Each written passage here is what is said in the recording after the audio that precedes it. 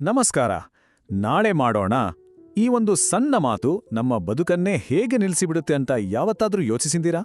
ಹೌದು, ಕೆಲಸ ಮುಂದೂಡೋ ಈ ಅಭ್ಯಾಸದಿಂದ ಆಚೆ ಬರೋದು ಹೇಗೆ? ಬನ್ನಿ, ಇದರ ಬಗ್ಗೆ ಸ್ವಲ್ಪ ಆಳವಾಗಿ ಮಾತಾಡೋಣ. ನಮ್ಮ ಸಾವನ್ನು ಬದುಕು ಮುಂದಕ್ಕೆ ಹಾಕೋದು. ಓ, ಈ ವಾಕ್ಯ ಕೇಳೋಕೆ ಸ್ವಲ್ಪ ವಿಚಿತ್ರ ಅನ್ಸುತ್ತೆ ಅಲ್ವಾ? ಆದರೆ ನಾವು ಪದೇ ಪದೇ ಕೆಲಸ ಮುಂದೂಡ್ತೀವಲ್ಲ, ಅದರ ಹಿಂದಿರೋ ಅತಿದೊಡ್ಡ ಸತ್ಯವೇ ಇದರಲ್ಲಿ ಅಡಗಿದೆ. ಇದರ ಅರ್ಥ ಏನು ಅಂತ ಒಂದೊಂದಾಗಿ ಬಿಡಿಸಿ ನೋಡೋಣ. ಮೊದಲಿಗೆ ನಾಳೆಯ ಒತ್ತಡ. ನಮ್ಮ ದಿನನಿತ್ಯದ ಟೆನ್ಷನ್ಗೆ, ತಲೆ ಮೇಲಿರೋ ಆ ಒತ್ತಡಕ್ಕೆ ಅಸಲಿ ಕಾರಣ ಏನು? ಆ ನಾಳೆ ಅನ್ನೋ ಒಂದೇ ಒಂದು ಪದ ನಮ್ಮ ಮೇಲೆ ಎಂತಹ ಪರಿಣಾಮ ಬೀರುತ್ತೆ ಗೊತ್ತಾ?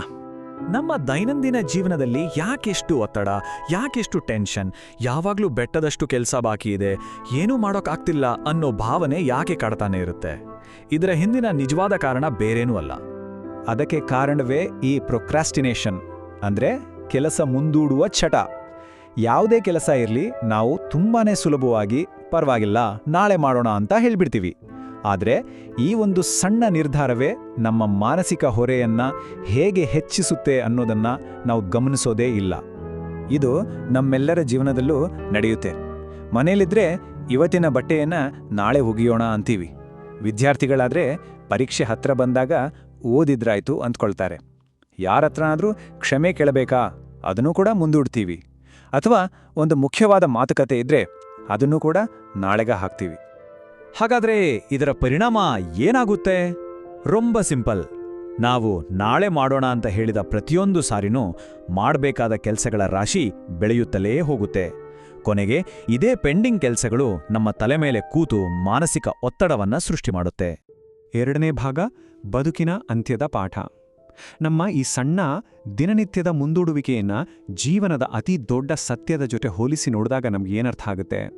ನಮ್ಮ ಸಾವಿನಿಂದ ನಾವು ಕಲಿಯೋ ಪಾಠವಾದ್ರೂ ಏನು? ನೋಡಿ, ಇಡೀ ವಿಷಯದ ತಿರುಳೇ ಇಲ್ಲಿದೆ. ನಮ್ಮ ಜೀವನದಲ್ಲಿ ನಾವು ಏನನ್ನ ಬೇಕಾದರೂ ಮುಂದಕ್ಕೆ ಹಾಕ್ಬೋದು, ಆದ್ರೆ ಒಂದನ್ನು ಬಿಟ್ಟು, ಅದು ಸಾವು ಅಲ್ವಾ? ಅದನ್ನಂತೂ ಮುಂದೂಡೋಕ್ಕಾಗಲ್ಲ. ಹಾಗಿದ್ಮೇಲೆ ಈ ಸತ್ಯ ಗೊತ್ತಿದ್ರೂ ನಾವು ನಮ್ಮ ಮುಖ್ಯವಾದ ಕೆಲಸಗಳನ್ನ, ನಮ್ಮ ಬದುಕಿನ ನಿರ್ಧಾರಗಳನ್ನ ಹೇಗೆ ಮುಂದಕ್ಕೆ ಹಾಕ್ತೀವಿ? ಆವತ್ತಿನ ಬದುಕನ್ನ ಆವತ್ತೇ ಪೂರ್ತಿಯಾಗಿ ಬದುಕ್ಬಿಡ್ಬೇಕು ಅಷ್ಟೇ. ಸರಿ, ಈ ಮನಸ್ಥಿತಿಯನ್ನ ಬದಲಾಯಿಸೋದು ಹೇಗೆ? ಬನ್ನಿ, ಸಾಮಾನ್ಯ ಜನರಿಗೂ ಮತ್ತು ಅಸಾಮಾನ್ಯ ಸಾಧಕರಿಗೂ ಇರೋ ಒಂದು ಪ್ರಮುಖ ವ್ಯತ್ಯಾಸವನ್ನ ನೋಡೋಣ. ಇಲ್ಲಿ ಒಂದು ತುಂಬಾನೇ ಇಂಟ್ರೆಸ್ಟಿಂಗ್ ವ್ಯತ್ಯಾಸ ಇದೆ ನೋಡಿ. ಸಾಮಾನ್ಯ ಜನರಿಗೆ ಒಂದು ಒಳ್ಳೆ ಐಡಿಯಾ ಬಂದ್ರೆ ಅದನ್ನ ಆಮೇಲೆ ಮಾಡೋಣ ಬಿಡು ಅಂತ ಮುಂದೂಡ್ತಾರೆ. ಆದರೆ ಸಾಧನೆ ಮಾಡೋರು, ಅವರಿಗೊಂದು ಯೋಚನೆ ಬಂದ ತಕ್ಷಣ ಅದನ್ನ ಕಾರ್ಯರೂಪಕ್ಕೆ ತರೋಕೆ ಶುರು ಮಾಡ್ತಾರೆ.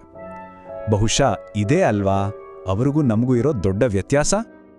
ಯೋಚನೆ ಮಾಡಿ, ಆರೋಗ್ಯ ಎಷ್ಟು ಮುಖ್ಯ ಅಂತ ನಮ್ಗೆಲ್ಲರಿಗೂ ಗೊತ್ತು. ಭವಿಷ್ಯಕ್ಕಾಗಿ ಹಣ ಉಳಿಸಬೇಕು ಅಂತಾನೂ ಗೊತ್ತು. ಪರೀಕ್ಷೆ ಎಷ್ಟು ಮುಖ್ಯ ಅನ್ನೋದು ವಿದ್ಯಾರ್ಥಿಗಳಿಗೆ ಚೆನ್ನಾಗಿ ಗೊತ್ತು. ಎಲ್ಲವೂ ಗೊತ್ತಿದ್ರೂ ಸರಿಯಾದ ಟೈಮ್ನಲ್ಲಿ ಸರಿಯಾದ ಹೆಜ್ಜೆ ಇಡೋಕೆ ಯಾಕೆ ಹಿಂದೇಟು ಹಾಕ್ತೀವಿ? ಮುಂದಿನ ಭಾಗ, ಮೊದಲ ದಿನಕ್ಕೆ ಯಾಕೆ ಕಾಯಬೇಕು? ನಾವು ನಮ್ಮ ಮುಂದೂಡುವಿಕೆಯನ್ನ ಸಮರ್ಥಿಸ್ಕೊಳ್ಳೋಕೆ ಒಂದು ಕಾಮನ್ ಟ್ರಿಕ್ ಬಳಸ್ತೀವಿ. ಅಂದ್ರೆ ಏನಾದರೂ ಶುರು ಮಾಡೋಕೆ ಒಂದು ಪರ್ಫೆಕ್ಟ್ ದಿನಕ್ಕಾಗಿ ಕಾಯೋದು. ಒಂದು ಉದಾಹರಣೆ ತಗೊಳ್ಳೋಣ. ಎಕ್ಸಸೈಸ್. ನಾವು ತಿಂಗಳ 1ನೇ ತಾರೀಕಿಂದ ಶುರು ಮಾಡ್ತೀವಿ. 5 ದಿನ ಜೋಶ್ನಲ್ಲೇ ಮಾಡ್ತೀವಿ. 6ನೇ ದಿನ ಏನೋ ಒಂದು ಕಾರಣಕ್ಕೆ ತಪ್ಪಿ ಹೋಗುತ್ತೆ. ತಕ್ಷಣ ನಮ್ಮ ಮನಸ್ಸೇನು ಹೇಳುತ್ತೆ? ಛೇ, ಹೋಯ್ತಲ್ಲ, ಸರಿ ಬಿಡು, ಮುಂದಿನ ತಿಂಗಳು 1ನೇ ತಾರೀಕಿಂದ ಫ್ರೆಶ್ ಆಗಿ ಶುರು ಮಾಡೋಣ ಅಂತ. ಆದ್ರೆ ನಾವೆಲ್ಲರೂ ನಮಗೆ ನಾವೇ ಕೇಳ್ಕೋಬೇಕಾದ ಒಂದು ಸಿಂಪಲ್ ಪ್ರಶ್ನೆ ಅಂದ್ರೆ, ಒಂದಿನ ತಪ್ಪಿದ್ರೆ 7ನೇ ದಿನದಿಂದ ಮತ್ತೆ ಮುಂದುವರಿಸ್ಬೋದಲ್ವೇ? ಅದಕ್ಕೋಸ್ಕರ ಪೂರ್ತಿ 1 ತಿಂಗಳು ಕಾಯೋ ಅವಶ್ಯಕತೆ ನಿಜವಾಗ್ಲೂ ಇದೆಯಾ? ಇಲ್ಲಿ ನಾವು ಅರ್ಥ ಮಾಡ್ಕೊಳ್ಬೇಕಾದ ಕಠೋರ ಸತ್ಯ ಏನಂದ್ರೆ, ನಾವು ಕಾಯೋ ಪ್ರತಿಯೊಂದು ದಿನ, ಪ್ರತಿಯೊಂದು ಕ್ಷಣ ಡ್ಯಾಮೇಜ್ ಆಗ್ತಾನೇ ಇರುತ್ತೆ. ಅದು ನಮ್ಮ ಆರೋಗ್ಯದ ವಿಚಾರ ಇರ್ಬೋದು, ನಮ್ಮ ಹಣಕಾಸಿನ ವಿಚಾರ ಇರ್ಬೋದು, ಅಥವಾ ನಮ್ಮ ಸಂಬಂಧಗಳೇ ಇರ್ಬೋದು. ಸಮಯ ಮಾತ್ರ ಯಾರಿಗೂ ಕಾಯೋದಿಲ್ಲ. ಹಾಗಾದ್ರೆ ಇದಕ್ಕೆ ಪರಿಹಾರ ಏನು? ಈ ಕೆಲಸ ಮುಂದೂಡೋ ವಿಷವರ್ತುಲದಿಂದ ಹೊರಗಡೆ ಬರೋದು ಹೇಗೆ? ಕೊನೆಯದಾಗಿ ಒಂದು ತುಂಬಾನೇ ಪ್ರಮುಖವಾದ ಸಂದೇಶವನ್ನ ನೋಡೋಣ.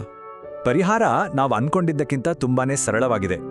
ಯಾವುದೇ ಒಂದು ಒಳ್ಳೆ ಕೆಲಸ ಶುರು ಮಾಡೋಕೆ ಹೊಸ ವರ್ಷನೇ ಬೇಕಿಲ್ಲ, ಹೊಸ ತಿಂಗಳು ಬೇಕಿಲ್ಲ. ನಾವು ಯಾವಾಗ ಶುರು ಮಾಡ್ತೀವೋ ಅದೇ ಒಳ್ಳೆ ದಿನ. ನಾವು ಯಾವ ಕ್ಷಣದಲ್ಲಿ ಶುರು ಮಾಡ್ತೀವೋ ಅದೇ ಒಳ್ಳೆ ಮುಹೂರ್ತ. ಕೊನೆಯದಾಗಿ ಈ ಒಂದು ಅದ್ಭುತವಾದ ಮಾತನ್ನ ಮನಸ್ಸಲ್ಲಿಟ್ಕೊಳ್ಳಿ.